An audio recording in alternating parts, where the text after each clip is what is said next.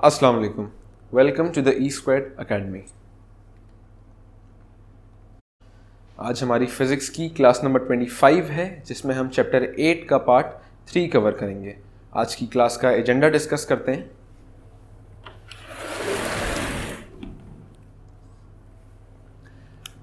हमने last class में पढ़ा था कि एनर्जी की टाइप्स होती हैं, फॉर्म्स होती हैं, काइनेटिक और पोटेंशियल। और पोटेंशियल एनर्जी की फर्दर सब टाइप्स थी, जिसमें से पोटेंशियल ग्रेविटेशनल पोटेंशियल एनर्जी हमने लास्ट क्लास में डिस्कस किया था। और आज की क्लास में हम डिस्कस करेंगे इलास्टिक पोटेंशियल एनर्जी।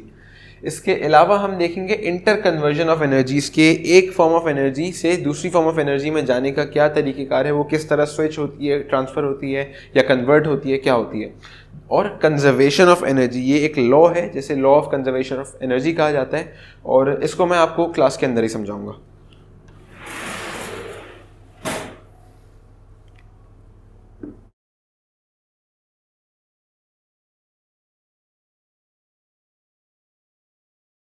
स्टार्ट करते हैं फर्स्ट टॉपिक से, इलास्टिक पोटेंशियल एनर्जी।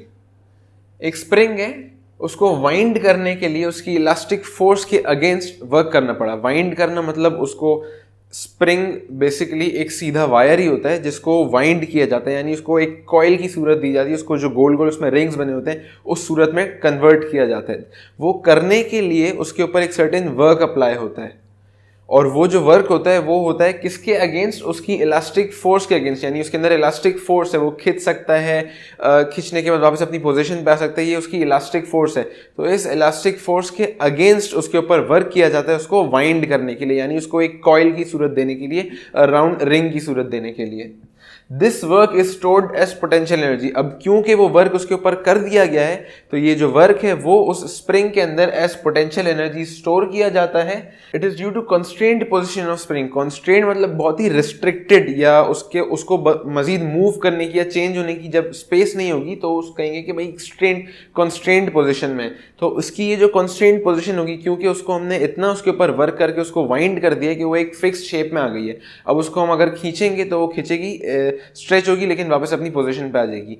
तो उसकी इस कॉन्स्ट्रेंड पोजीशन की वजह से उसके अंदर जो एनर्जी स्टोर्ड है, that is called elastic potential energy.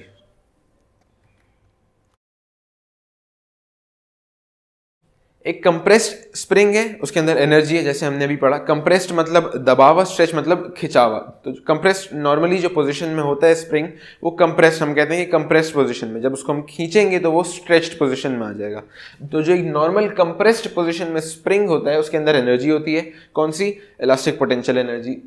Force F pushes the spring to compress it। अगर एक स्प्रिंग है, मैं उसके ऊपर फोर्स F लगा के उसको मजीद दबाऊं, कंप्रेस करूं, from equilibrium position O to position X। अब हमने उसको कंप्रेस किया किस पोजीशन पे?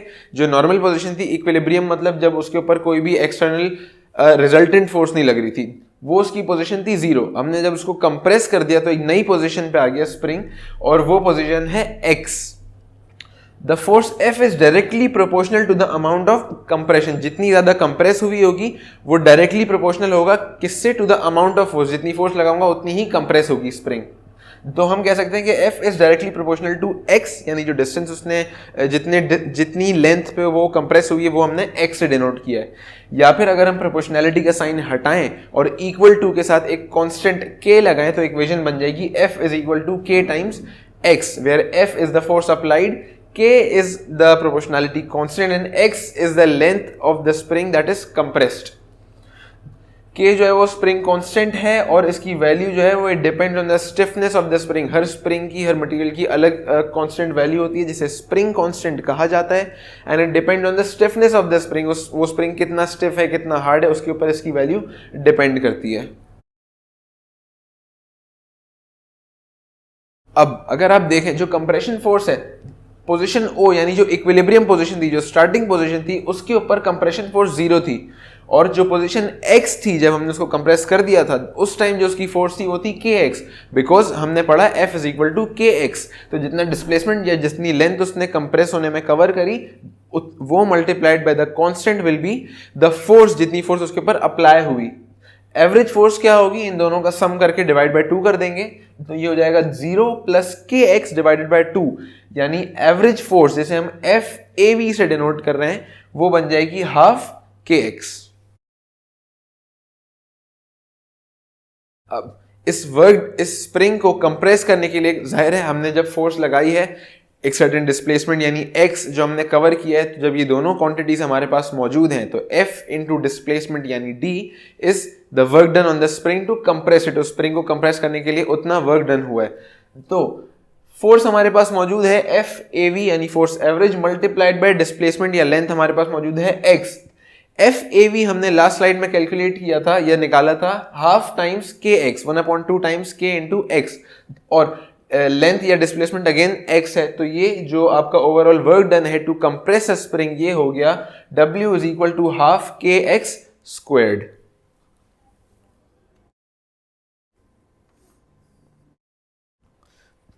नेक्स्ट टॉपिक है inter conversion of energies. Inter conversion मतलब एनर्जीज का आपस में ही कन्वर्ट होना।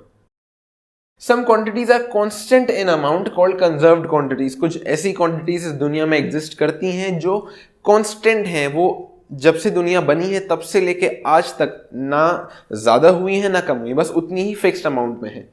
Energy is a conserve quantity. जिस तरह क्वांटिटीज जो कांस्टेंट अमाउंट में होती है उन्हें कंजर्व क्वांटिटीज कहा जाता है, एनर्जी भी एक तरह की कंजर्व्ड या कांस्टेंट क्वांटिटी है। Hence the total amount of energy is constant. इसका मतलब जब से दुनिया बनी थी तब से लेके आज तक दुनिया में जितनी एनर्जी थी अभी तक उतनी ही है, ना वो ज़्यादा हुई है ना ही कम हुई है। अब आप इमेजिन करें एक ऑब्जेक्ट है जिसका मास है m, lying at a height h from earth surface point p।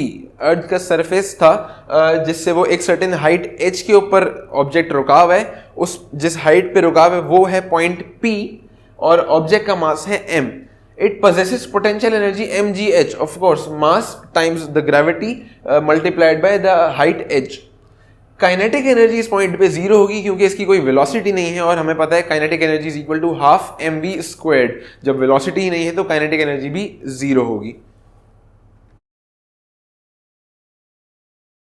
Late it fall due to gravity, as it falls the height decreases. अगर ये पॉइंट पे वो ऑब्जेक्ट था और यहाँ से नीचे गिर रहा है तो हमें पता है यहाँ पे जो पोटेंशियल एनर्जी है वो है mgh और जो काइनेटिक एनर्जी है वो है जीरो। अगर वो यहाँ से नीचे गिरना शुरू हुआ फ्रीली ग्रेविटी की वजह से सिर्फ, तो इसकी जो हाइट है वो कम होती जाएगी। जैसे जैसे हाइट कम होती जाएगी उसकी जो एक्सेलरेशन थी वो भी इंक्रीज होती जाएगी।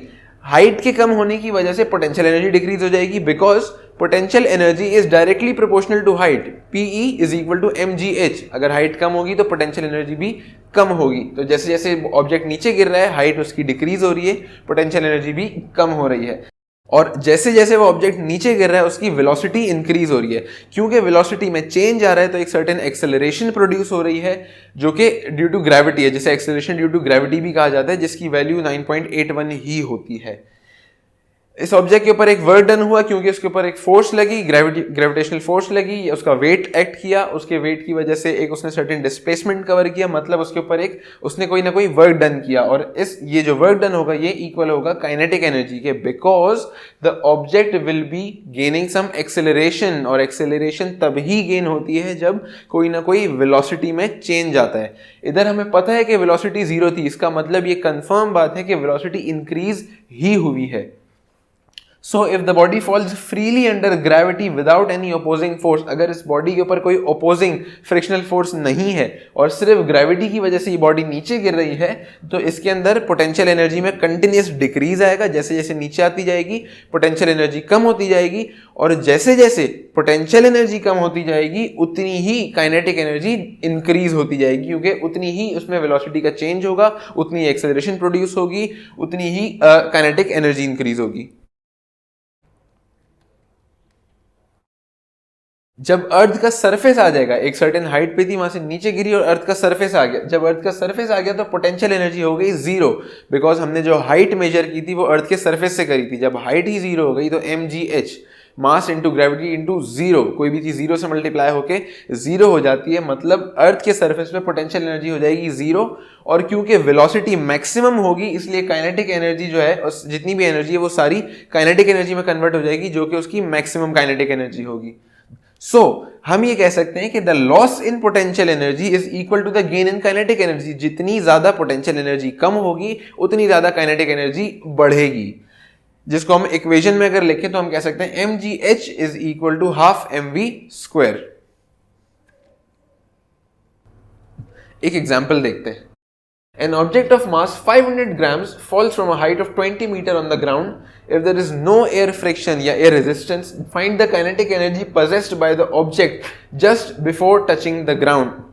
Just before touching the ground का इसने वर्ड इसलिए यूज किया है क्योंकि अगर वो बॉडी ग्राउंड को टच करके रुक जाती है, स्टेबल हो जाती है, तो उसकी वेलोसिटी नहीं होगी। जब वेलोसिटी नहीं होगी तो उसके पास कोई काइनेटिक एनर्जी भी नहीं होगी। इसलिए just before touching the ground, इतना ग्राउंड के करीब आ जाए कि कोई हाइट ना रहे। जब हाइट नहीं रहेगी तो पोटेंशियल एनर्जी नहीं रहेगी, तो इसलिए उसने कहा है कि हम बिल्कुल जीरो ना कर दें, काइनेटिक एनर्जी को हमें कैलकुलेट करनी है। हमने अभी पढ़ा कि the potential energy at a height of 20 metre will be equal to the kinetic energy just before touching the ground. 20 metre पे जितनी उस बॉडी की पोटेंशियल एनर्जी होगी, ग्राउंड के बिल्कुल करीब उतनी ही उसकी काइनेटिक एनर्जी होगी। लॉस इन पीई या potential energy is equal to gain in KE या kinetic energy. mgh is equal to half mv square. हमारे पास बॉडी की वेलोसिटी तो नहीं है मगर मास मौजूद है, ग्रेविटेशनल एक्सेलरेशन पता है और h हाइट भी मौजूद है। 0.5 kg इसलिए क्योंकि हमारे पास 500 ग्राम्स था और हम SI यूनिट में वैल्यूज लेते हैं, तो ग्राम को अगर kg में कन्वर्ट करें तो ये किलो का मतलब 10 एक्सपोनेंट 3, मतलब 1 kg के अंदर 1000 ग्राम्स होंगे, यानी 500 grams will be equal to 0.5 kg। तो 0.5 kg टाइम्स 9.8 ग्रेविटेशनल एक्सेलरेशन की वैल्यू टाइम्स 20 मीटर जो हमारी हाइट थी, ये इक्वल होगी ke के, जो बनती है 98 joules.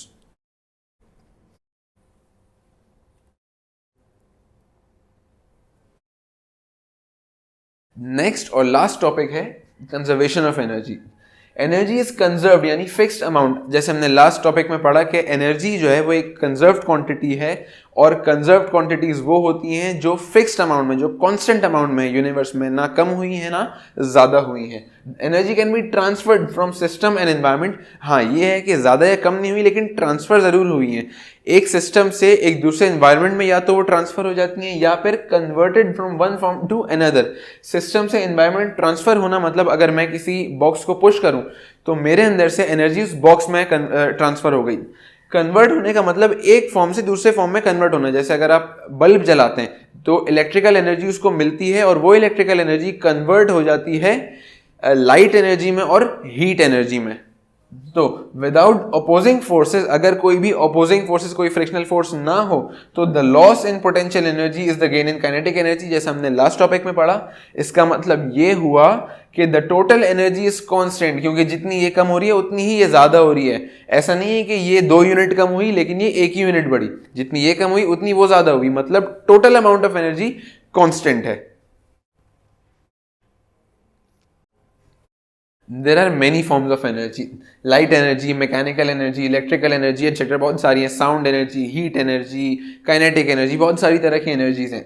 One form of energy disappears, equal amount of other form of energy. जितनी अमाउंट ऑफ एक certain type of energy disappear होगी या कम होगी, उतनी ही अमाउंट की दूसरी एनर्जी अपेयर हो जाएगी। जैसे अगर आप बल्ब की एग्जांपल वापस लें, जब मैं उसको for example x units of electrical energy provide कर रहा हूं, तो वो उसको लाइट एनर्जी में और हीट एनर्जी में कन्वर्ट करेगी। हो सकता है 0.5x यूनिट जो है वो हीट एनर्जी हो और 0.5x यूनिट जो है वो लाइट एनर्जी हो, तो इन दोनों को सम करेंगे तो बराबर उसी x unit of electrical energy के होगा। मतलब जितनी मैं एनर्जी इनपुट करूंगा वो भले जितने भी एक फॉर्म में हो, 2 फॉर्म में हो, 4 फॉर्म में हो कन्वर्ट हो, लेकिन टोटल जो एनर्जी होगी वो इनपुट एनर्जी आउटपुट एनर्जी के बराबर ही होगी।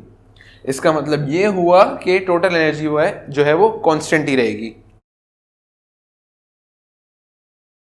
टोटल एनर्जी कांस्टेंट ही रहेगी। ये फैक्ट एक्सप्लेन करता है the law of conservation of energy. मैंने एजेंडा डिस्कस करते हुए आपको बताया था कि एक लॉ है, law of conservation of energy. तो law of conservation of energy ये कहता है that energy can neither be created nor be destroyed, it can only be changed from one form to another. आप एनर्जी बना नहीं सकते, आप एनर्जी खत्म नहीं कर सकते, आप सिर्फ एनर्जी ट्रांसफर कर सकते हैं। आप ये कहेंगे कि भाई मैं खाना खाता हूं तो मेरे अंदर एनर्जी आ जाती है, वो एनर्जी उस खाने के अंदर से आई है, उस खाने के अंदर से ट्रांसफर होकर आपके अंदर आई है। वो खाना जब इस दुनिया में मौजूद नहीं था, आप बोलेंगे एक टाइम था जब वो खाना नहीं मौजूद था तो उसमें इतनी एनर्जी नहीं थी। जब वो खाना पका, जिस चूल्हे पे पका उसकी वजह से हीट एनर्जी उसके अंदर आई, जिन चीज़ों से मिलके बना उनकी अपनी अपनी एनर्जी थी। तो जो टोटल एनर्जी है वो उतनी ही रहेगी, बस या तो एक फॉर्म से दूसरे फॉर्म में कन्वर्ट हो जाएगी या किसी एक ऑब्जेक्ट से दूसरे ऑब्जेक्ट में ट्रांसफर हो जाएगी। ये थी हमारी क्लास नंबर 25 जिसमें हमने चैप्टर 8 का पार्ट 3 कवर किया। Thank you.